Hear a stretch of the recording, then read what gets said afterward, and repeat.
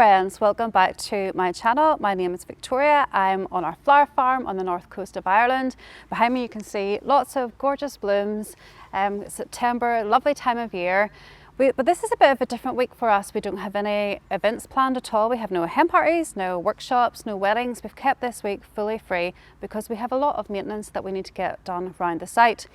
Because it's not always about running through the fields, picking the flowers, which is a lovely aspect of our job, but sometimes there are things that are less than glamorous. So I'm going to give you 5 realities for us that we have to do to keep the site going and keep everything ticking as we want it to. So number 1 is wind.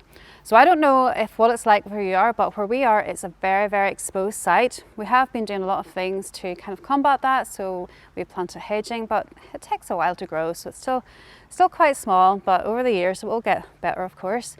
But we have 4 polytunnels on site, and the wind can be a major, major problem in the winter time. It doesn't really feel like that today. You kind of forget what it's like in the winter time, but the realities of it are that my husband could be out during the night holding the doors shut when the wind is just howling down the shed floor. We're like trying to hold everything in place, and it's actually a bit of a stress for us really, and rightly so, because we have lost polytunnels in the past. We have had to recover them a few times because of wind damage. We've also had an instance where we actually lost the metal. It was a really, really bad storm and the metal broke and it impaled one of our other ones. So we had a big 2 polytunnel crash event happen. So that is actually like one of the stresses and one of the things that we're constantly trying to combat. Number 2, compost making. One thing that I really, really actually love to do, but it's definitely a less than glamorous job, because we would try and use our own compost as much as possible, because then you know exactly what goes into it. And we would use all the poo from our chickens, we would use a lot of the veg that has maybe gone over, and then we put in the cardboard and the newspaper. And at the start it can be quite an unpleasant smell.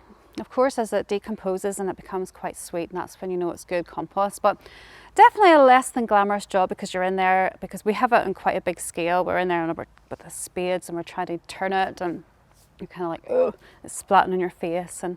But you know, in the end it's worth it, because come the springtime we have like wheelbarrows and wheelbarrows of our own compost to use, and it's a big, big money saving, as well as you know exactly what's in it, and you know exactly how it's going to work, and you know the consistency, and it's a really real actual benefit growing your own. Number 3, slugs. I don't know if you have this problem, but we have a major problem with slugs because we're in quite a wet climate. So in major slug time, April, May, June, we'll be out as soon as it kind of gets like twilight, kind of dark time, and we're out and we're picking them all off, go out with a bucket, and we have like nearly a full bucket full of slugs, especially in the dahlias and things where we're wanting to protect them, and the slug seems to just love them, and on our little seedlings.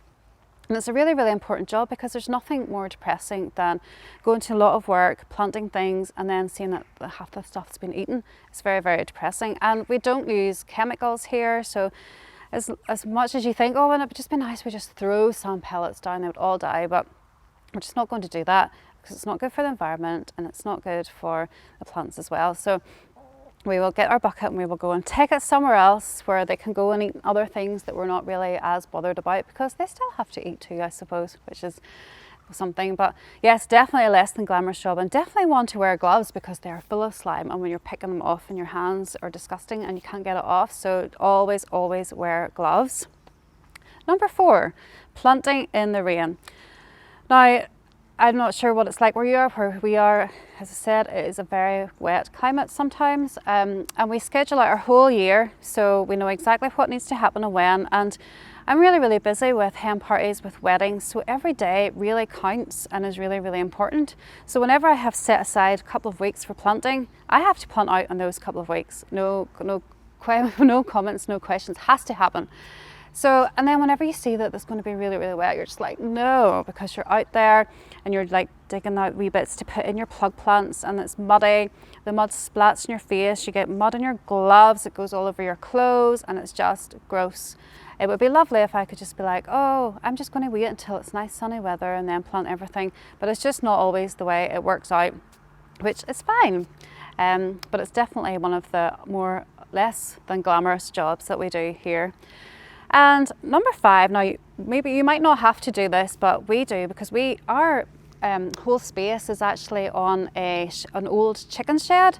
So we have a massive concrete floor, which I actually love because in the winter time we're not walking through mud. There's not like soil everywhere. It's like a nice clean sheet to walk on, and then we can get to 3 of our polytunnels are on this shed floor. It's just fabulous. I love it. However, it needs power hosed, and it's a massive space. So it takes a full week, 6 full days to power hose the shed floor, and we have to do that twice a year. And that makes sure that it doesn't go all green, it doesn't go all slimy, and then whenever you're coming to your workshops, then you have a nice clean shed floor to walk down.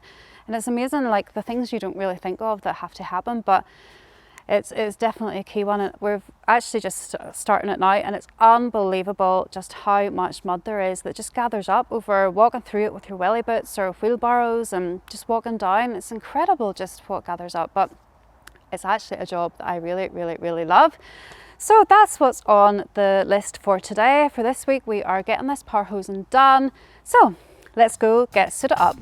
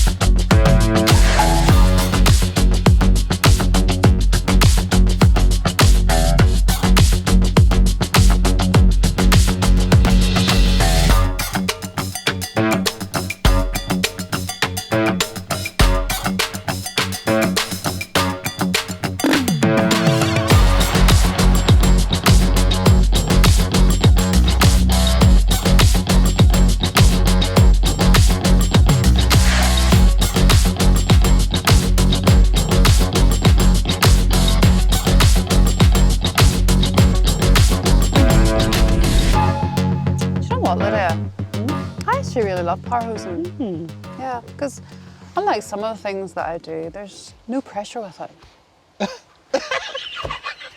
No pressure.